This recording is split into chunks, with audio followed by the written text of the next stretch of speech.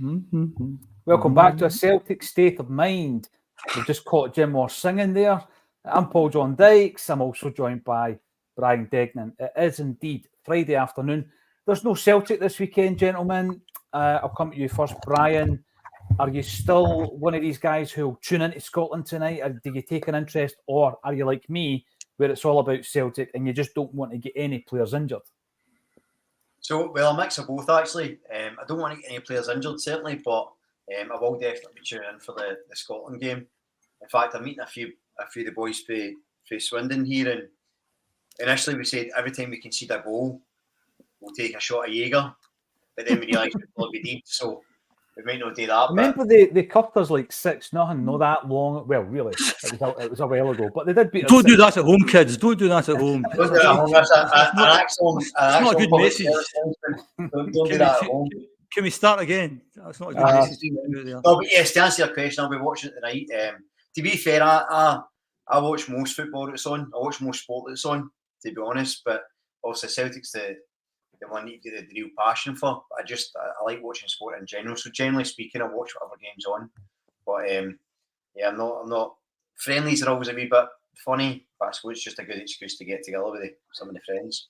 Yeah, a Jaeger challenge, Brian Degnan. Jim, I've often wondered this in relation to watching football as a football fan, and how over the years my non-Celtic interest is completely diminished. And I've got to put it down to, I'm not falling out of love with football. I don't like a lot of the stuff that's happened in the modern game. I actually think it's more to do with becoming more and more focused on Celtic and Celtic matters. So if I'm sitting on a random Wednesday, Thursday night, and there's a game of European football and Celtic are not in Europe, I won't watch it. I'm far more likely to be sitting doing something Acsom related at that time. So I don't think I'm falling out of love with football per se, Jim, but I have very little interest in anything outside the world of Celtic. How about yourself? Well, if I was to analyse your situation there, I think it's two things. One is, I think given what you do and given the amount of Celtic content there is out there, saturation stuff, you do become a bit more immersed in the Celtic stuff. And because there's too much football on, you get a bit fed up with it, I think.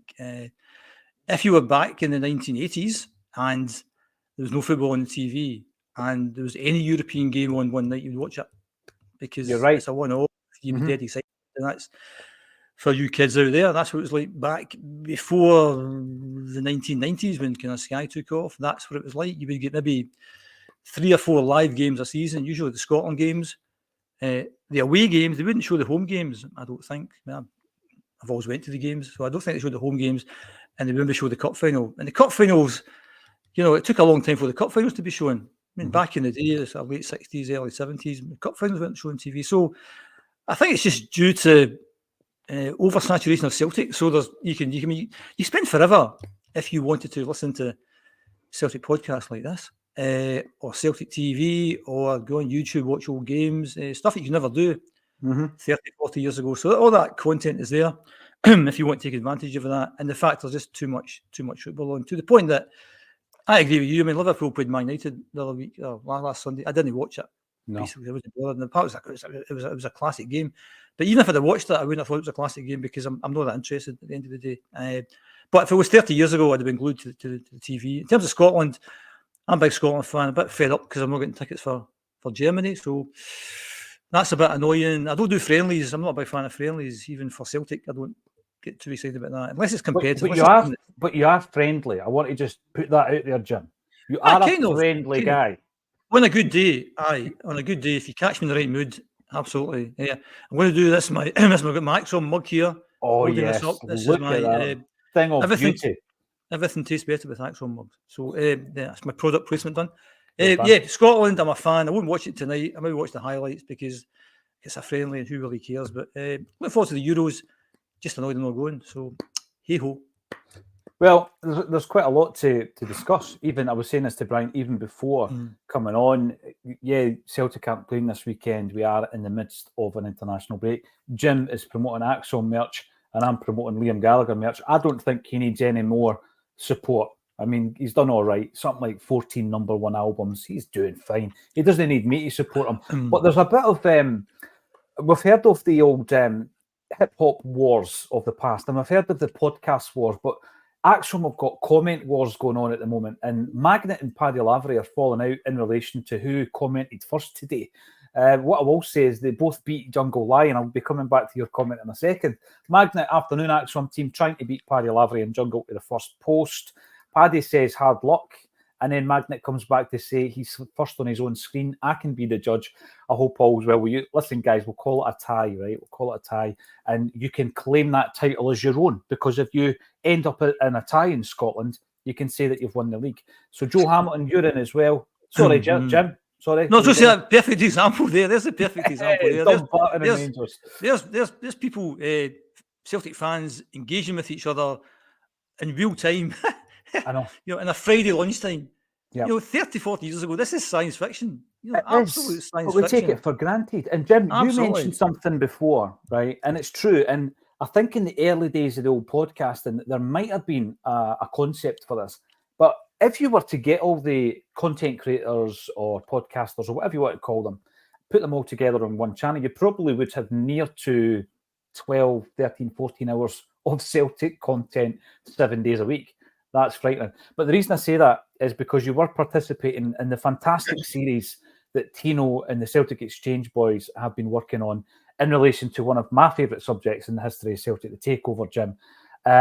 I think the content's been superb, and Brian Dempsey's the next segment, isn't he? And I've spoken to you so many times. I've said to you I'd love to interview him, so I'm really looking forward to that one as well.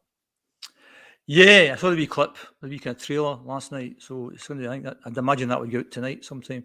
Yeah, it's been really well done. I mean, there's been 6 people. I think I'm the youngest, which is which is great, because you're like a one here, that old guy again. In fact, I was thinking, I think I am the youngest. Those 6 have been on there so far. So that's good. Yeah, so it's been interesting. I mean, I kind of know the story pretty well, and a wee plug for the play that's coming out in October. And if you know history, starring Jerry Taylor, Scott Brown's best pal. So that's about the few seasons leading up to the takeover, and that's what the Celtic Exchange podcast has been about. So yeah, Hugh Keevins was on the other day, and I've said before, said to you, Paul, back in the day, Hugh Keevins and James Traynor were actually 2 of the biggest supporters, and people find that very surprising. But if you get a chance, certainly listen to the Hugh Keevins one. I think you'll be surprised at what you hear. And I think on Clyde, I think he plays a wee part. I think he plays the pantomime villain. Mm-hmm. And Clyde, he kind of plays up to that a wee bit. But if you listen to what he says, he's in total awe of Dempsey, total awe, and that was really surprising to hear. Matt McGlone was on first, the Celtics for Change guy. Wonderful stuff Matt did. Then David Lowe was on about what happened behind the scenes, and then some old guy for Acsom was on after that. And then it was Tom Grant, who was really interesting, obviously an ex-director, giving their point of view. And then Hugh was on, giving it what he was doing behind the scenes as well, which was interesting. And Brian Dempsey's next. So and he's, as I said on the podcast, he was the one constant. He was one guy that kept everything going. And it was unfortunate the way it worked out that he wasn't involved, but him and Fergus just didn't go on. At the start, it looked as if things were going to go well, but by the end of it, I think they hated each other. So that's the kind of way things go. But yeah, it was a fascinating time in history, and just looking at comments that people make, it's actually quite kind of interesting. People saying things I never knew that happened, and this is all news to me, and I couldn't believe this. So it's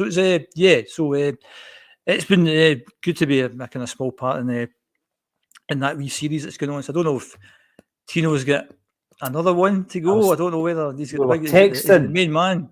Well, we're texting back and forward. You're talking about Terry Cassidy, aren't you? We were texting back and forward last night, and I said to him, "Get him on. It would be dynamite. Get Terry Cassidy on." And of course, I shared the letter. Brian, did you hear that the letter that he actually sent to a Celtic fan, which was dripping in contempt? Oh, it was unbelievable. But Jim, the reason I bring up that's why we met. We met because I remember reading about the early days and this name Jim Orr, which I was familiar with because you were working on your play, and I thought, is it the same guy? And when I asked you to come along to the toll booth in Stirling, and that's where it all started in relationship to where you are with Acsom. We have worked on something together, Jim. It was a while back. It was when we were recording in Dalkeith, you and I. And we do have our own wee piece of content to go out, which will include the archive material that you very kindly provided to us, and also the Celts for Change meeting over in Ireland, which has never been seen before. So we're going to put all that together. It'll be like a wee mini doc, maybe 30, 40, 45 minutes long, and it'll probably be in the next few weeks. So you can enjoy all the Tino's stuff on the exchange, and then maybe after that, if you still want a wee bit more, Acsom will have some, what would you say, an accompaniment. It'll be like the latte after a meal. You have a wee latte afterwards. That's what which you would have in your Acsom cup. Hello, You'll have it in your Ryan, metal Acsom cup. Because Absolutely. everything tastes better with an Acsom mug. I never paid them to say that. Fact, you need to actually turn it that way. Sorry, you need to turn it to actually see Acsom, because actually that's not good. You need to do that. See that? I know. It's a design flaw. Exactly. Thanks for that feedback, Jim. Ewan Martin is coming with me on my Wander Round Paradise on Monday. There you go. And you will see just how either tall he is or how small I am. I'm not quite sure which one it is. He's a big guy. He is a big guy. And he's going to take a wander around Celtic Park with me on Monday. I'm really looking forward to it. Ewan, a couple of wee things to discuss on that day. Paul Montgomery is telling us big hail from Luxembourg. Phenomenal. Again, going back to what you said, Jim, Celtic fans in Luxembourg, Basra, all these different places, and they're just all tuning in. Absolutely mad. It's absolutely mad you can do this stuff. Absolutely mad. And also, I mean, what a kind of boost it must be if you live in Luxembourg to hit a button and you can listen to me. Of course. And by the way, Jungle Lion is saying it really, really well here. Big shout out to Jerry and Megan because they're having a little Jungle Lion. So massive shout out to you guys. And I'm delighted to see that. Now, Ridiculizer, let's get into the nitty gritty. And I'm going to throw this one to Brian. Even if we win the double, accepting this dross this season facilitates the cycle of mediocrity, with Scrooge McDuck money to pip a bang average Rangers to the honours up here isn't good enough. Now, you've given me an idea. You might have seen the graphic we used of Dermot Desmond with a flamethrower. You've now given me one of Peter Lawwell as Scrooge McDuck. I'm going to have to speak to my AI expert, Barry McCluskey, and see if he can work on that one for a thumbnail. Brian, do you share these views? Yeah, speaking of views, I definitely don't want to see Peter Lawwell as Scrooge McDuck, because Scrooge McDuck didn't have any trousers or pants, so that's we need to try and keep that separate, I think. But I do say those views because I think Ridiculizer's right. I think that regardless of what happens this season, and I think if we win the season, we'll also all be buzzing, we'll be happy, but we have to look back and see, look, this wasn't good enough. Things have to improve. And we've been talking about it all season, even when we were top of the league, 8 points. I think we're still saying, look, this isn't the performances aren't there. There's things that aren't right here, and they need to be addressed. Now, if whether we win the season, win the league title or not, I think that there will be change. I get the impression that there's things happening behind the scenes, that there's things changing, and I think they've took notice. It'd be good if they vocalised it a bit more, but I think they are making changes, and that's what we need to hope for next year, irrespective of whether we win the league or not. I think the main differential is going to be, if we win the league, people sort of go, right, that's okay, but we need change. If we don't win the league, that'll be very different, and it'll be fury and anger and rage and demanding change. And I think there's a difference in that. So obviously you always want to win the league, and I hope we do, and I think we will still. But undoubtedly it can't take over the cracks. We mentioned it, I think, last time I was on, that when Ange came in and done such an amazing job and was such an incredible statesman, I think it papered over a lot of the cracks. And I think for that couple of years, people got away with the prize a wee bit, because the football was great to watch. Ange was such an amazing leader, so charismatic. So things, you sort of forget things at the lack of structure. You forget some of the issues at board level. You forget some of these things, or you don't necessarily forget, but they're not as highlighted as much because you're enjoying what you're watching. This season, win, lose or draw, it's not been good enough. The performances haven't been good enough. Brendan's not been good enough. The players haven't been good enough. So, big changes required either way. I think it's a very interesting point that Ridiculizer brings up, Brian, because, and I said this when Big Yogi was on Wednesday, we start off every season, Jim, and I tied this into something Roy Aitken said the other week. He asked the Celtic fans in the room at a speakers event in Cowie, what are your expectations? What are your aspirations for Celtic? And he threw it out the room. And people have got different views on this, Jim. There are Celtic fans who are quite happy just to be top dog in Scotland. Right, I'm not one of them. I want us to progress in Europe. I want us to be the best we can possibly be in terms of a globally recognised football club. People call it brand. It is brand, right? But I've always said that we are a strong brand due to the fan base, not because we've had brand experts tapping into regions all over the world and working away on a plan, because that's not the case at all. But my aspirations, Jim, are to progress in Europe.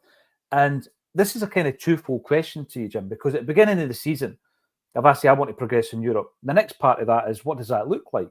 And that's quite a difficult one to answer. I would like to be out of the groups.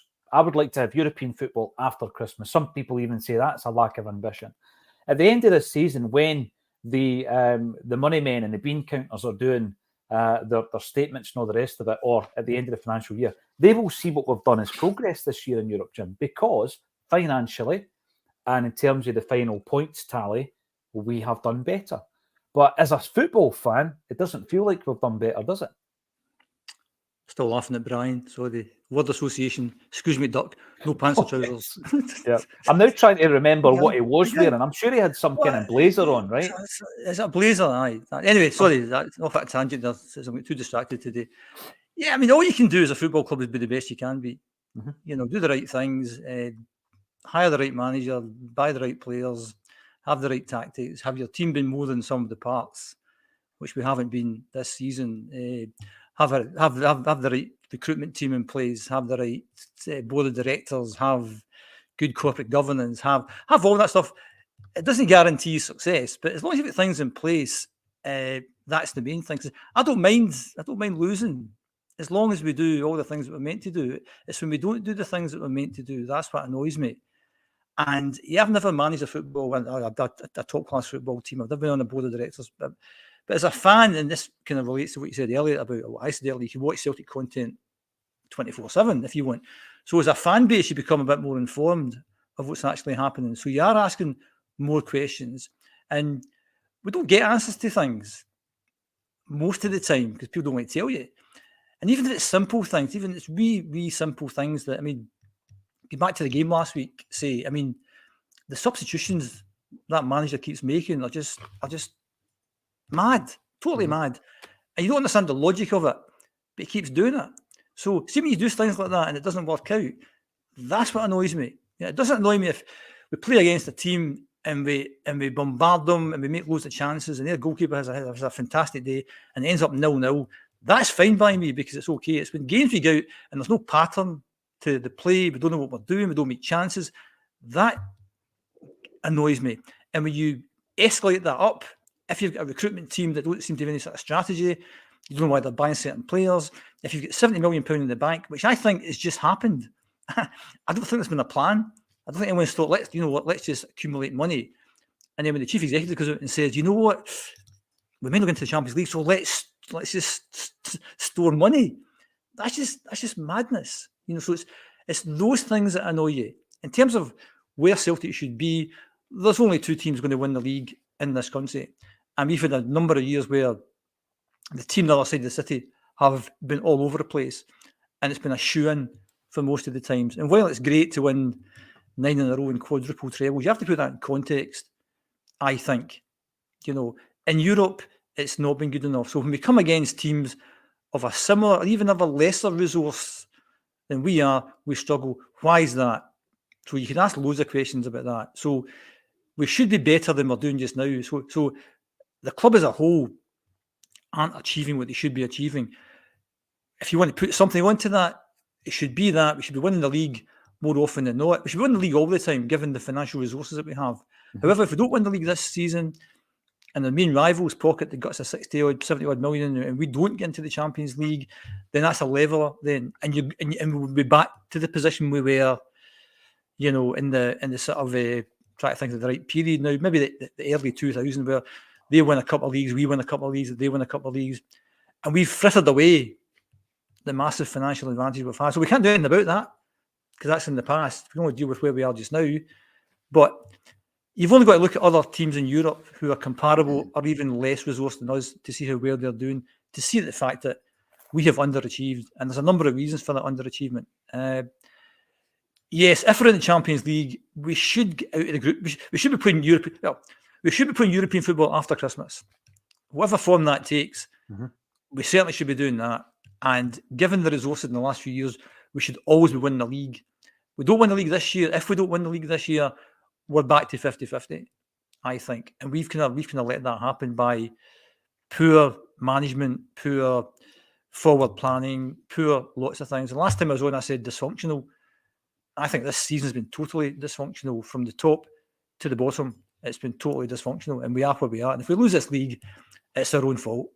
So, but trying to bring up, there's only 8 games to go. We're all behind Brendan and the boys, so let's go and win the league.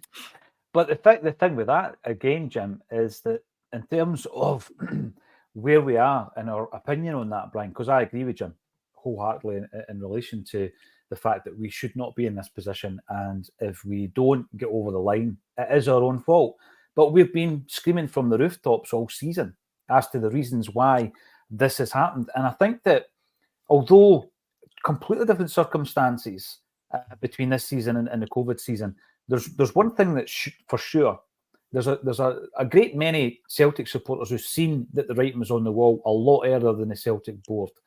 And the frustration during these campaigns has been that things could have been done sooner. So during the COVID season, there's no chance that was ever going to work out. We started talking on October, sometimes some of the contributors as early as October, we need to change this to save this campaign, to make sure that we win 10 in a row as it was that we were going for. This time round, Brian, we saw the signs were on the wall and we thought, right, see January, see whatever your plan was at the beginning of the season, tear it up, because see in January, you're really going to have to go and give a proper facelift to this team. We spoke yesterday about the impact of bringing in a striker on Kyogo. Now, it might not be the only reason that Kyogo's upped his game and everything else. Maybe we're playing slightly differently. Maybe we're playing a game that suits him better. Maybe the introduction of Kuhn has contributed to that. But you bring in a player and it gives you the kick up the backside and you know, it's healthy competition. We should have been doing that with a goalie. We should have been doing it with a left back. We should have been doing it with a holding midfield player. We've gone back to Awata, who I think's done really well. But these are the positions that we really needed to strengthen in January, and we saw it. It's clear as day. This isn't once the horse is bolted, Brian. We've been saying it all season. Yes, and what was interesting, I remember right at the start of the season, I think it was just after the summer transfer window, and I think quite early, I was unusually sort of concerned about the season, even at that stage. I'm pretty sure I said at the start, there's a bit of a cloud over this season already. Mm-hmm. I just something felt off. And it's not that I'm particularly clairvoyant. There was a weird feeling about the club at the time. I felt Brendan coming in was too arrogant. I think he felt he was going to come in and stroll it, if I'm honest. I think he felt, well, this is going to be a no-brainer. And there was a lot of kind of mixed messages around recruitment and things. But you're right, as we're headed toward January, you went, right, okay, this is where we really, something's got to change here. Because Brendan's not going to change because he played the same formation over and over and over. The players weren't really benefiting. Kyogo wasn't really fitting in. Then, right, okay, if he's not going to change, then he has to get the players in that he thinks are going to fit that system. And, I mean, Ida has done fairly well. Kuhn looks as if he might be doing better. I think maybe we're a wee bit quick to write him off, if we're honest. So maybe January, maybe the two things will be really important come the end of the season. Maybe Kuhn coming in does change things and his style of play really helps Kyogo, especially if Hatate comes back. So you may find that was key, but even then, going back to the ridiculisers point at the start, it's still going to be good enough because you're right, Taylor needs support. So many times we've been targeted at left back, and it's not necessarily all his fault. I think Big John and I spoke about that last time I was on. It's the team as a whole's not defending properly, and then you're finding these pockets. And Taylor was getting found out really badly because he was getting Powell played in front of him who wasn't helping him. Now again, that's a management thing. If we can spot that sitting here is, you know, three very nice men, but certainly no football experts, sitting here and we can see that. We can see started off well, Jim, but then he just gave us a slap at the end. He's all over the place. I need to control the egos, right? We can't super about station, right? I'm Jaeger bombs, excuse me, duck no pants, and now nice men. This is anything can happen. It's a classic podcast. This one, Anything can happen. Glad I came right into my brain. Actually, I think which is a damning indictment. But to my point, we could see that Taylor needs made in front of him. He needs help defensively. So if we can see stuff like that, why can this elite manager not see it? And to Jim's point about the logic, that's where it gets all a bit strange. And you think, why was that done? That's all a wee bit unusual. Like, why is Palmer contemplating the why is made it outright when he's not really doing it? Like, why is Kyogo not playing? So I think that January had to be better. It wasn't. Nothing we can do about that now. To Jim's point, we need to get behind the team, obviously, and hope we win the league. But to my earlier point, we need to have a big tear up at the end of the season and really look at, right, okay, let's all be honest. Brendan, you weren't good enough. The recruitment wasn't good enough. A lot of players weren't good enough. These all need to be better. And these are things you can change without that revolutionary change that we all really want. Well, there's quite a lot of opinions coming in on the comments, and I'm keen to bring them in. Before I move on and forget, something sparked in my mind when Jim was talking about Brian Dempsey and the takeover. Correct me if I'm wrong, Jim, this is just from memory, but you ended up in Brian's office and you seen the model. Is that right? The model of the stadium? Was it the canvas plan? No, Rob Royson. Rob Royson was what Brian Dempsey was advocating. Yeah, it was like a scale model inside of a snooker table. And we see that. The reason I bring it up, Jim, right, is there's a few things. Obviously, when I was doing my research for my most recent book, The Celtic Jersey, which is up there somewhere, up there. When I was doing that, what I found is that there's a certain period of time that it's not been airbrushed, it's just that there's very little in terms of historical documentation, photographs, and certainly jerseys. And I often hope and pray that there are families out there who probably don't even know, but maybe there's a few chests in attics somewhere where loads of Celtic stuff that's never ever been found, right? And that's what I hope as a kind of researcher. I'm not an archivist, I'm not a historian, but I like to research these things. But certain wee bits like that, Jim, that model was a potential Celtic stadium. Where is it? And I remember Fergus, when he was very proudly standing in front of a similar thing about pool table sized of the now Celtic Park. And I also remember, you remember a guy, what was his position? His name is Ian McLeod, and he worked for Chief Celtic Executive before Peter Long, yeah. Right. Now, Fergus wanted to change the Celtic crest. I don't know if you remember this, guys, right? But he wanted to change the four-leaf clover. He wanted to change the crest, and the Celtic fan base went into meltdown. He even suggested that he was going to run a competition in the Celtic View, and he wanted there to be more of a Scottish theme to the crest. You remember that, Jim? And the thing is, a club like Celtic would have had various prototype crests made up. Ian McLeod, where are you? Let me find out where these are. I need to see these things, because that's just on the kind of shadow I am when it comes to Celtic history. Just on the scale model thing, that I suppose 30 odd years later, I'd never ever contemplate having to say this thing again. But when you're telling the story of what Saviour Celts did or didn't do, etc., and then we get to meet Brian Dempsey and we get to see the scale model, and then he says these immortal words that are not the game is over, the rebels have won. He just says that because of the way the stadium's positioned, the sun will never be in the goalkeeper's eyes, which you thought it's like a kind of Chinese proverb type of thing, you know.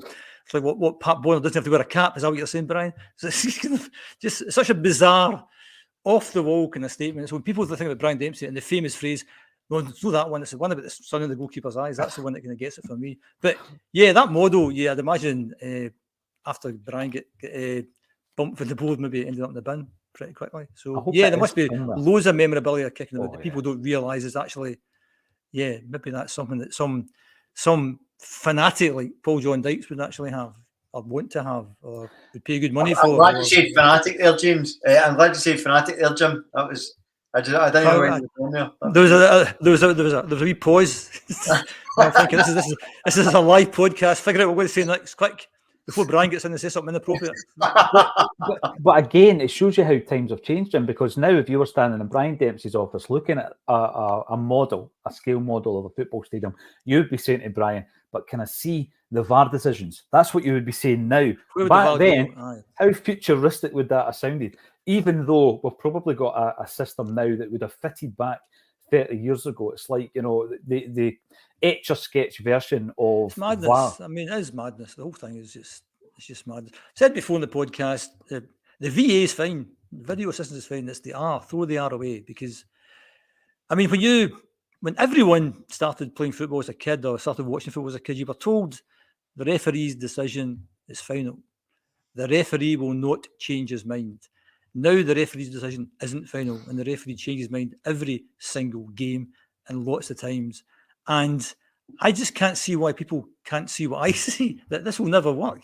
No. Two referees will never, ever, ever work. I don't have an issue with a refereeing a game. And it's a difficult job. Of course, it's a difficult job, and things happen really quickly. There will be incidents where I didn't get a good view of that, and maybe the linesman or the assistant referee didn't get. I'd love speaking, if I was a referee, I'd love the opportunity to maybe just check that in the video. Oh, that's over there. I can maybe go and do that. I think that's fine. I think that's absolutely fine. But what I don't want is somebody in my ear tell me, by the way, I'm having a cup of tea and I'm dunking my biscuits in, and I think maybe we should maybe get back a few bit, hold the game up, and he's standing in the middle of the 60,000 with his fingers, he's looking like an idiot. That will never work. And I'd like some association to stand up and say, look, this is a bad idea. The technology is good. Let's keep the technology, maybe keep it for the offside. Another thing I said, like the tennis idea, give each manager 3 appeals, because it's them that's going to be the most livid if things go wrong. And you can appeal anything you want, but you've only got 3 during the game. And that puts the onus on them, not the referee. But this having 2 referees will not ever work. And then if you add the complexity of what we have in this country is a system where there's no transparency at all, there's no accountability, and there's no responsibility for anything. It's a recipe for disaster. And I thought I knew the rules. You know, I mean, I don't watch it. I mean, you talked about not watching other football. Celtic's not involved. I don't watch any other sports, and I don't know the rules of most other sports. I've been to one rugby game in my life about 40 odd years ago. Went to see Scotland versus the All Blacks at Murrayfield. I had no idea what was happening. I mean, guys are kicking the ball at the park. People are cheering for some bizarre reason. Why they kick? Oh, that's good. Kick the ball out the park is good because we go up the pitch and we can throw it. Well, I don't understand that. I thought I knew the rules of football. I now don't. Every game's a lottery. Every game is a total lottery. The Hearts penalty that hits the water. What? And then I saw on TV the one we had last week with St Johnstone. That's the top of the guy's arm. Any other part of the pitch, that's a foul. But that's not a foul. It's not a penalty. It's not. I don't know what's happening. And it's people like me who pay to go and watch football that keeps football going. And I don't enjoy it. And I think if you put it to the vote, I think if the fans contact the club to say, what do you want to do with VAR? Scrap it or amend it. Maybe don't throw the toys at the pram, but maybe take the good bits of it and keep those good bits. But how it's been operated just now is a complete and utter farce. And it's going to get worse. And the SFA won't change it because the SFA need it for their referees to officiate the Champions League games and whatever. They're not going to scrap it. So if I was Celtic, if I was any other team, I'd stop paying for it. If you stop paying for it and you can't afford it, you'll stop doing it and we get back to where it was. Because I think when we first heard of VAR, I certainly didn't know what it meant. In my mind, I thought what I just said there, if a referee's unsure, he'll go and look at a monitor. I didn't think for a second there'd be a second referee. And that will never, this is today's rant. What's the day? 33. Today's rant is VAR will never work in its current format. Use the technology. The technology is really, really good.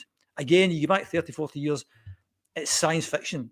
I can go over and hit a button, look at that. Oh, I missed that one there. That's a free kick. That's a penalty. That's whatever. But having 2 referees will never, ever work. Rant over. Right, okay. I'm going to pick up on that. Excuses to get it wrong. It's just going to get the same thing wrong twice. But you're undermining the referee. Aye, and it's a hard enough job as it is. And somebody's in your ear telling, I think you've made a mistake. What? Talk to the hand. Beat it. That's the thing with I'm the the referee. Because whenever they make a decision, because you're right, Jim, when they make a decision in the game, they're going to be thinking to themselves, I wonder if I'm going to get called up. Is this wrong? Yeah. And then they feel compelled to say it's wrong. Very few times they stick by their guns. Like when you talked about the atmosphere and stuff at games. So see, I'm kind of with you. I think the VAR in essence is a good idea. The technology side of it, I think, and you mentioned rugby, the way they do it in rugby is excellent. It's always been very good. It's always been quite envious at how they referee in general. But the way it's done here, like, whenever there was a decision that was controversial, and you'd one look at it, it was a red, or it was an offside, and then you could look after the game and go, oh, it was or it wasn't. And there was that discussion about it, and it kind of added stuff to the game. And you thought, well, there's a bit of controversy around decisions. Let's get VAR in, and then there can be no controversy. It's worse. It's now more controversial because you go, well, how? And you used the Hearts, the Iwata alleged handball was an example. Like, there's no way. Like, the reason that's so, see if that had been given, people would have lost their rag about it, rightly so, and it'd be kind of been forgotten about. But because we see it in VAR, and you go, right, hold on, that's been checked twice with two people, and you still got it so wrong, and then it becomes a bigger thing. So I don't think it's really helping. And then with the offside thing, how on earth it takes him 3 minutes to draw a line and say he's on his side, he's offside? Because that's ultimately a binary decision, right? He's either on or he's not. It's because they're increasing the thickness of the lines, Brian, to make them offside or onside. They're also looking at different phases of play as well, and they're just complicating everything too much. And I would say that, I mean, I said a few things there, but I think transparency is the biggest thing. Because basically, if it was transparent, then we would know why it's maybe not working as well as it should be. And I think we live in an age where, I mean, the SFA don't want to know. Don't talk to us, don't tell us anything. When in fact, most organisations in this modern world, they crave feedback. Give me feedback, because if you give me feedback, I'll make what I'm trying to do better. Yeah. I mean, somebody gives you a parcel, you get an email 2 minutes later. How was the parcel delivery? Well, the guy gave me. There's nothing to it. Whereas, if people were feeding back to the SFA, they would take that on board. How do we make this better? They did that thing where they said, we've looked at 450 incidents, there's only 3 that are wrong. That's nonsense. That is just unbelievable to say that. And what you're then doing, you've got an agenda then. Marlinson, you know what? We looked at 4 incidents and there was 55 we got wrong. We need to do better than that next time. And we'll learn this, and this. Yeah. Well, there's no such thing. So anyways, the point is that... Good comeback. Hope if nobody's listening to that. Sorry, there. Back to Scrooge McDuck. 64 mistakes. You say, well, fair enough, because that's my age. 64 mistakes. You say, fair enough. What did we do wrong with those 64 mistakes? Let's learn from that. And then next time we do it, we made 34 mistakes. We get better, and we're getting better, and we're getting better. And we value your feedback. Thanks for the feedback. And we'll make it more transparent, and we'll make up the referees, and we'll show it in the stadium, and the referee will say, I've not given that decision because, as you can see, blah, blah, blah. Fair enough. That's okay. But I still don't like the second referee thing. I like the idea the referee goes to the monitor and says, I'm going to change my decision now because I didn't actually see that player behind that player. He's obviously handled the ball. I'm giving a penalty kick. Love and kisses the referee. Goes back and does that. Transparency for me is the biggest thing. The technology is good. As I said, the VA is excellent. 30 years ago, this is science fiction. Today, we've got it. Utilise it. Absolutely utilise it. But don't have a second referee. And if I was a referee, I would hate to have somebody in my ear tell me things. I think you got that wrong, mate. Hold on. Talk to the hand. I'm the referee. My decision is final. I don't change my mind. The only way I change my mind if I think I might have made a mistake here, and I know I've got some video assistance here, I'll go and have a look at that then, and I might change my mind because I've got that technology I never had 30 years ago. But don't give me a second referee, tell me to do my job. That will never work. I'm going to pick up on this. Yeah, but I'm going to pick up on that, Jim, right? And I'm just going to throw this out here to see what you reckon about this, and also the audience, the viewers, let us know in the comment section. So Jim's been talking about going into Brian Dempsey's office 30 years ago, and there was this scale model of a football stadium. Rob Royston was, obviously, it was his site, I think. He ended up building houses on it. His land, yeah. And he had one of the selling points, the USPs for this stadium was that Pat Bonner would never need to wear a cap because the sun would never be in his eyes. You fast forward 30 years and you're talking VAR, you're talking screens, and you're talking about how to keep the fans who have paid to get in the stadium informed of decisions. Because since then we have introduced VAR, which back then, if someone had said to Jim in that office, Jim would have thought, wow, that's futuristic. That's 2000 flying cars kind of thing. Remember at school, what's the world going to look like in 2000? I've still not seen a flying car. So AI, for me, is going to be huge in every single aspect of the next generation. Our kids and grandkids, AI is going to be just the norm, right? So in the past, where you would go to a phenomenal designer and you would pay them for their expertise and their skill and everything else. Now you're basically talking and typing into a system. I want a graphic involving Dermot Desmond. What does he look like? Here's an image, right? I want him with a flamethrower. Okay. I want him in an office. He needs to wear a green suit. All right, make that moustache a wee bit curlier. And the computer does it for you, right? It's AI, right?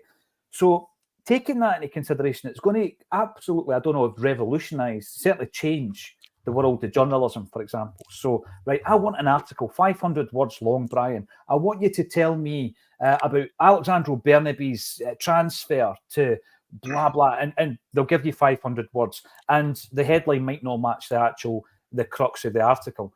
But if you introduce that into sport, how's it going to affect VAR? How's it going to affect refereeing? Because surely you come to a point where the ref almost becomes redundant. That's what Jim was suggesting. You're going to have somebody overpowering them and overruling them all the time. Are we going to get to a situation where the system's so good, like the one we've seen in Champions League, where if you're a toenail offside, it can show you it. It can justify the decision, 3D graphics, and very quick as well.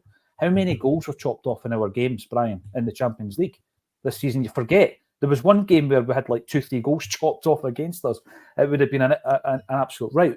So are we going to get the technology so good that it makes the referees redundant? It's like, you remember back in the Lothian and Borders days of the police, where they had the wee handheld things. Not that I had much dealings with them. They had the handheld things. So even if they, it was instead of a notebook, Jim. I think they still use them. And they were trying to revolutionise the way that people dealt with crimes. Right. So if I says to Brian, blah, blah, this is what he's doing, you can type in the circumstances, it would tell the cop what the crime is. Because otherwise they need to have the encyclopedia in their mind, if you like, right? So there's a lot of crimes.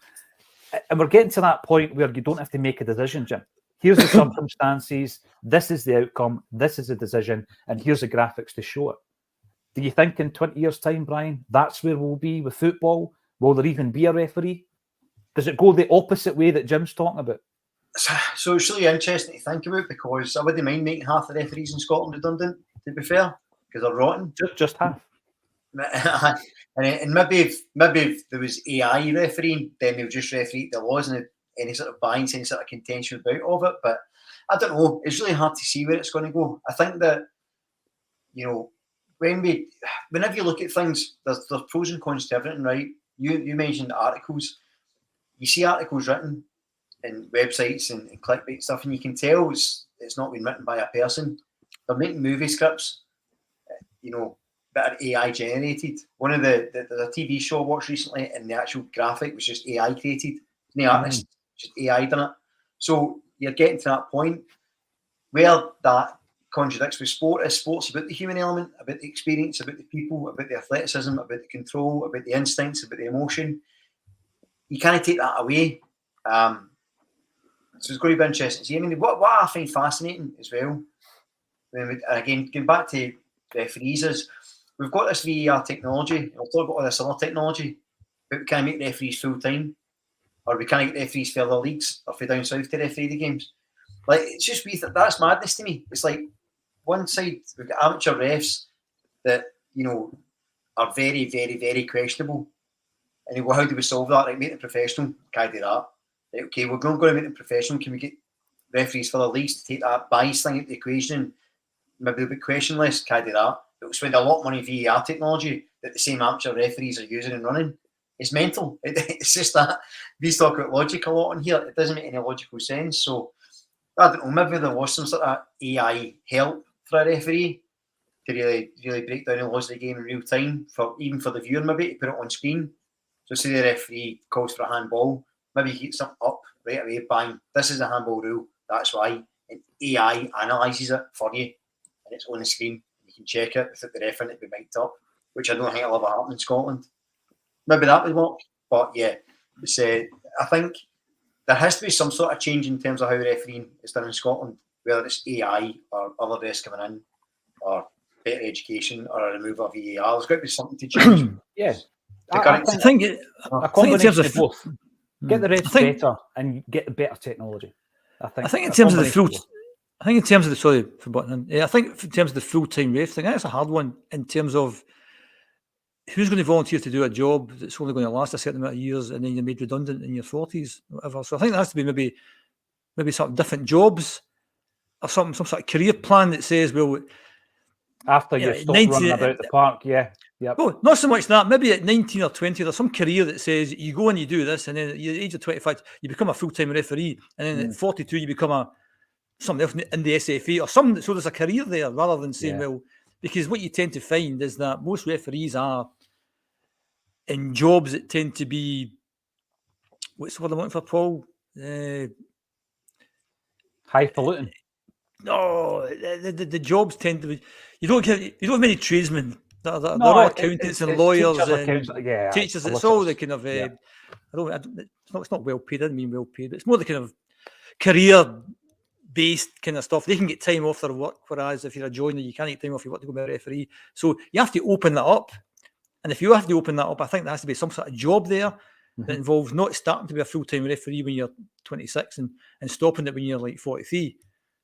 I think that's not appealing. Why would you want to do that? And I think if there's some sort of job in there that takes you from the age of 19 to 60, whereby that wee bit in the middle, you're a full-time referee, then maybe that might work. So I think it's difficult. We don't have football unless we have referees. So we have to do something that makes it easier and more appealing for people to become full-time referees. Yeah. But I think the way it's set up just now, I don't think that's appealing. So it's a part-time job. It's a bit of a hobby, but there's millions of pounds at stake. And there's tens of thousands of fans within Scotland who are going to watch these games every week. And it's a part-time hobby for somebody. So, yeah, you have to change that, but you have to think outside the box a little bit, I think, in terms of how you would change that, because the way it is just now, it isn't that appealing, I think, to be a full-time referee. No, that's a great point. Stevie, this is the second time this has happened with you, mate. I have not been sniping anybody. Nobody else has been doing it. I don't know what's been commented or removed, but there is a function on YouTube that automatically removes comments. And whenever that's been happening, I wasn't even scrolling through the comments. So apologies, but it wasn't an Acsom thing. But I do remember that happened before we get. Other comments coming in. Rumours that the Hearts VAR audio has been deleted and Crawford Allen leaving his job has to be more than a coincidence. We're going to come to that. The reason I was talking about AI VR is because we're probably within the industry that's going to be affected or improved by these things. And I remember during the pandemic where we were all itching to get out and obviously, you know, even when it came to broadcasting, there was a real need for content for major broadcasters. They were buying documentaries, they were doing all this kind of stuff. Not quite sure who sold them mine, but I did watch my documentary one time on Sky TV, try to get to the bottom of who sold them it. It certainly wasn't me.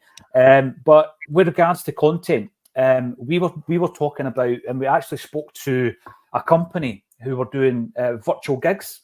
So what they were doing was they had a venue, they set up the rig, they set up the sound, and they had like multi-camera situation where the bands would go onto the stage and play a live gig, but they couldn't do it to an audience because of the COVID rules. So what they were doing, it was a virtual gig. So you could obviously just like pay for it and tune in, and you're sitting there with a gig on your big screen telly, depending on, you know, how good the sound was. You were trying to put somebody into the room, if you like. But with VR, is not VAR, virtual reality, what they're now talking about is doing similar, where you're at the gig. So you're actually sitting on your seat. And that could be any kind of fan-associated event, like a football game. So you could become a season ticket holder for the New York Cosmos, Brian, and be sitting in Section V, Seat 38 every week with your wee VR headset watching the game live. Scary to think about it, but that's where this is heading. And then you talk about a global fan base, because we got a real insight into this with regards to the music industry during the pandemic. And it got me thinking, how's that going to affect sporting events in the future? And 30 years is a long time, Jim, but blink and you miss it style, isn't it? I mean, we're talking about things you were embedded in and you were involved in. And there's often times, I'm betting you think to yourself, was that really 30 years ago? So the time passes quickly. I'm trying.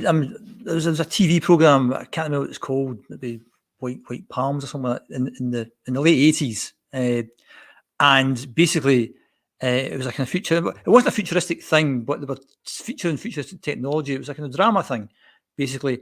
And they had this bit where it was the Beatles, possibly, and they were doing a concert in somebody's carpet.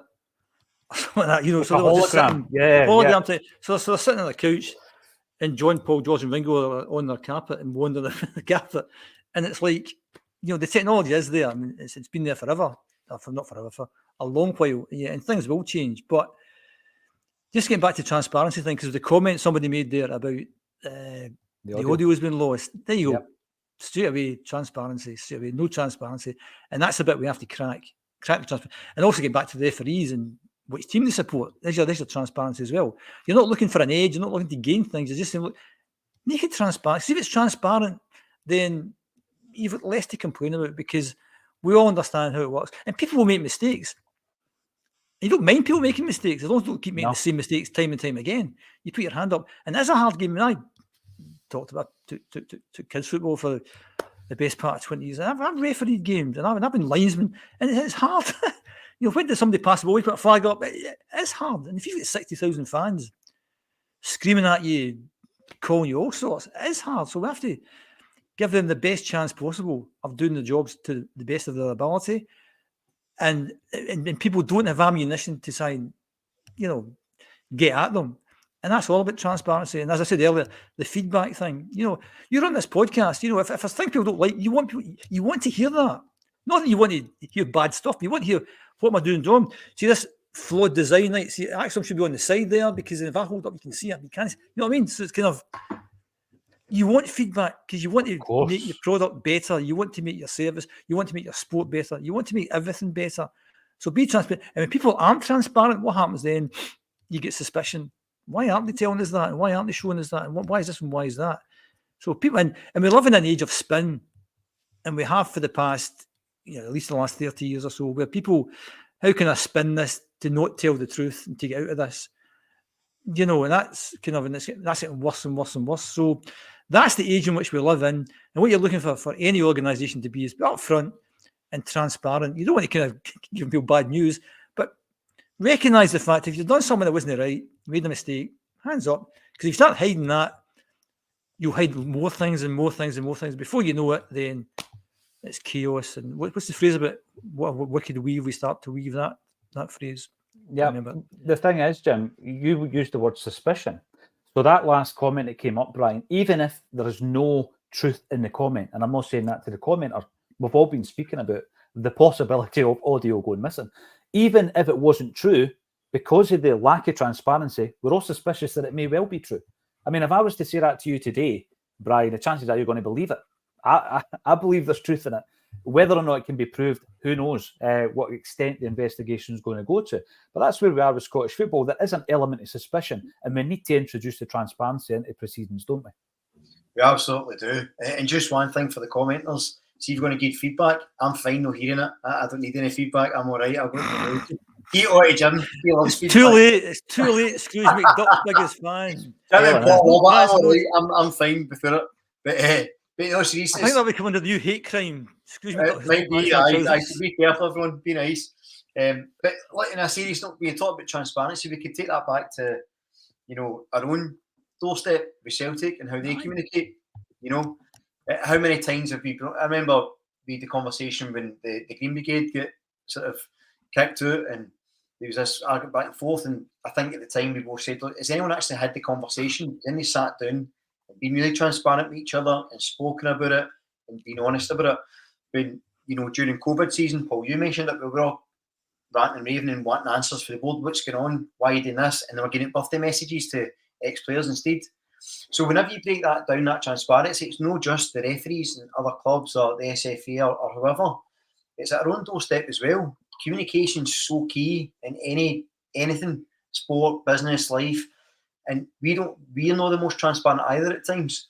I think last time we were talking, you know, and I was having one of my rants about the lack of structure and lack of systems and stuff. And I said at the time, look, if they come out and said, look, this is the new plan for the next 5 years, it may involve, you know, trying to bring through more youth players, which may we may not be able to quite achieve this or that because of these, but long term, this is why we want to do it. You can kind of swallow that and you go, well, all right, at least I know what they're doing and why.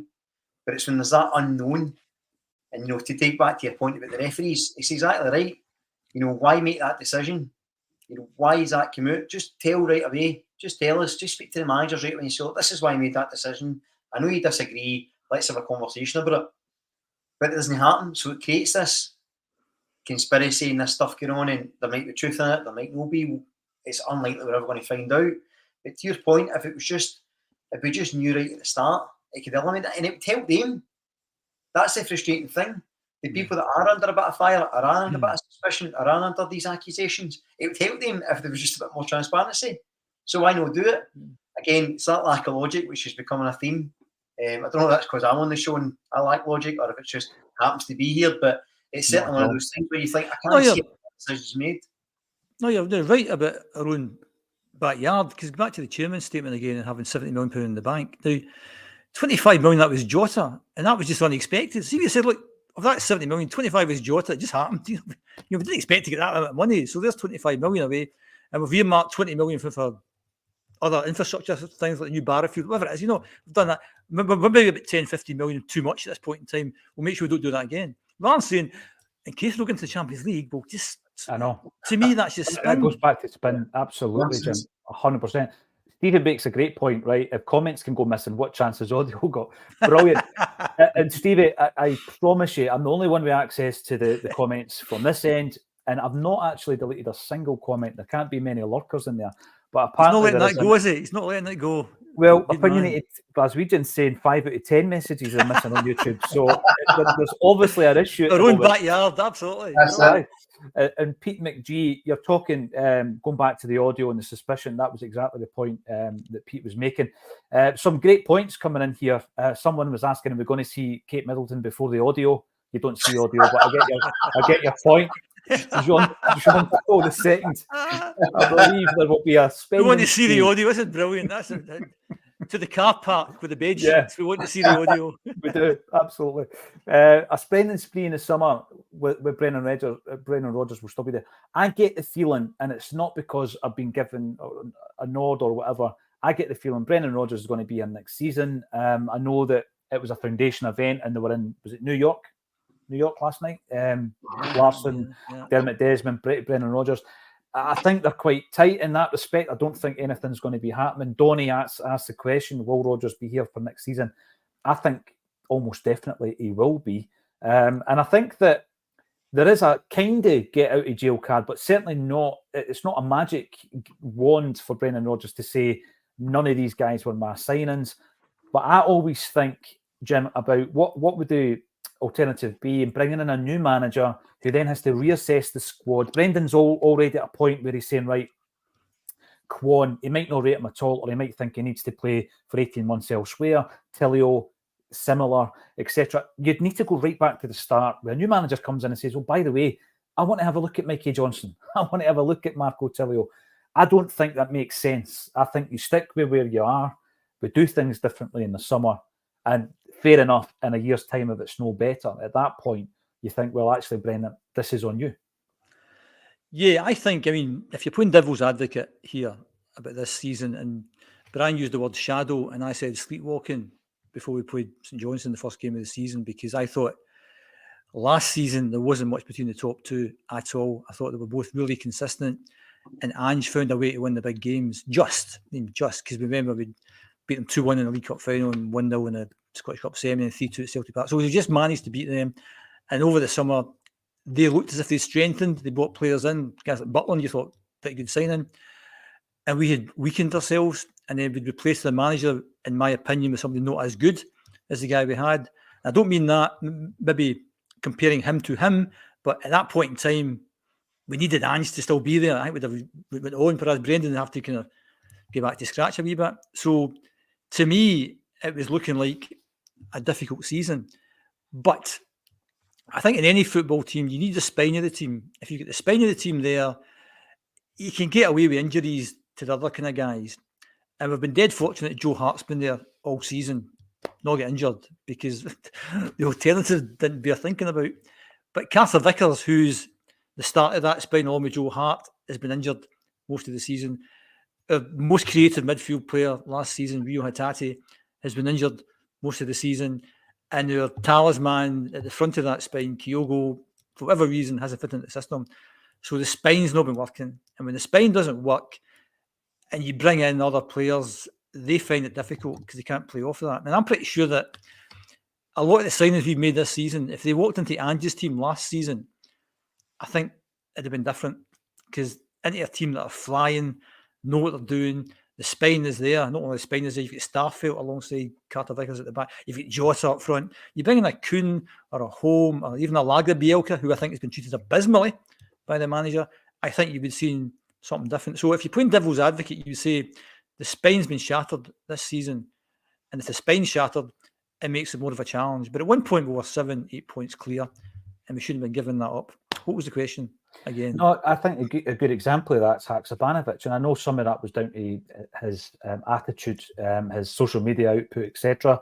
But he's a player that he's never going to be the spine of your team, Jim. But when your team's playing well and it's that strong, he can dip in and out and look like a handy enough squad player, somebody that's not going to start. And then if that spine's not right, then the highlight on these guys that aren't playing brilliantly every week, the microscope, it shines a light on them, even though microscopes don't shine a light, but you know what I mean. I just take two sayings, merge them together, Brian, and get the same point. That's what I'm trying to do today. But hopefully everybody understands the riddles that I am weaving throughout this podcast. One point I would make, though, in relation to the signing policy, I think it was Stephen McGowan recorded the fact that there was a remit and there was criteria, and it was under this age, this wage, this cost. If you were trying to get a player under the age of 25, then what I would say to that is we wouldn't have signed Juranovic, we wouldn't have signed Starfield, we wouldn't have signed Giacomakis. And these three guys were part of a double winning side, and Starfield was part of the entire treble winning season. The other two played their part. I just think, to stick rigidly to that set of criteria would be a big mistake. There are certain players you can bring in, and I know we didn't make massive money on any of the three of them. I think we maybe made our money back on Starfield, a couple of million here and there, or the other two. So what? You don't have to make 10 million quid off every player. Some of them are coming in to do a job to win you the trophies that make you money. You might not make money so much on the player themselves. A couple of things before we go. The Celtic Supporters Podcast tonight will have a guest appearance from Paddy McCourt. Paddy, of course, is joining us in Glasgow in 2 weeks' time. And he's going to be speaking to the CSP this evening. Watch it tonight live. And we have received an email in relation to the Celtic women. So here we go. Celtic FC women versus Hearts on April 21st and versus Hibs on May the 19th will be played at Celtic Park. Two big fixtures. Both games will be played at Celtic Park. They did that last season, didn't they? A couple of games. And there was record attendances. Will it happen again this time round? Well, we'll be there. We've been given the media accreditation. We'll go along and see how that looks. Thank you, every single one of you, for getting involved. We have spoken in a wee bit of riddle. There's been some rants, but I'll tell you what, that was a good 1 hour. I really enjoyed it. And we didn't ban any of you, so I don't know what that's all about. But YouTube didn't allow me to add a thumbnail before we went live. So there's maybe a few gremlins in the system today. Thanks, every single one of you, for getting involved. Thank you to Brian Degnan and Jim Moore for joining me on A Celtic State of Mind.